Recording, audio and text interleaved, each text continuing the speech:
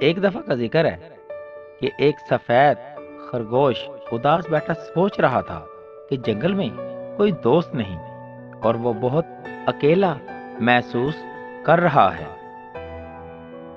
خرگوش اپنے چھوٹے پتے اور پھولوں کے ساتھ کھیل رہا ہے، مگر دل اداس ہے، اسے کسی کے ساتھ کھیلنے کی خواہش ہے۔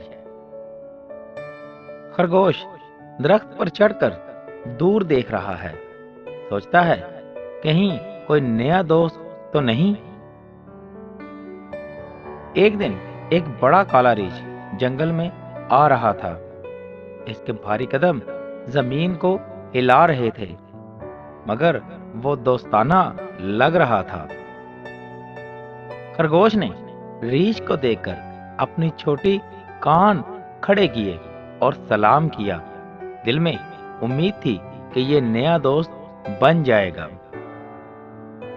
خرگوش ہمت کر کے کہتا ہے، کیا آپ میرے دوست بنیں گے؟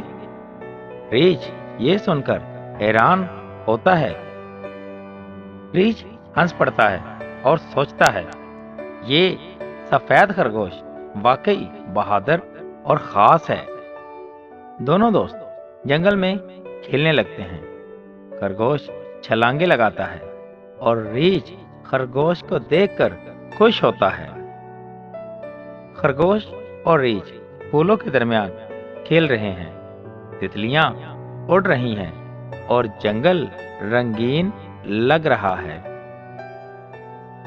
خرگوش پتوں کے نیچے چھپنے کا کھیل کھیل رہا ہے اور ریچھ اسے تلاش کر رہا ہے۔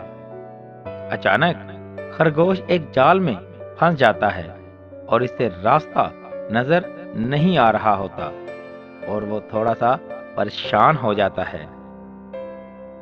ریچھ فوراً وہاں آتا ہے تاکہ اپنے دوست خرگوش کی مدد کر سکے۔ اس کی آنکھوں میں فکر اور ہمت ہے۔ خرگوش ریچھ کے پاس آ کر پرسکون ہو جاتا ہے اور ریچھ اسے محفوظ راستہ دکھاتا ہے۔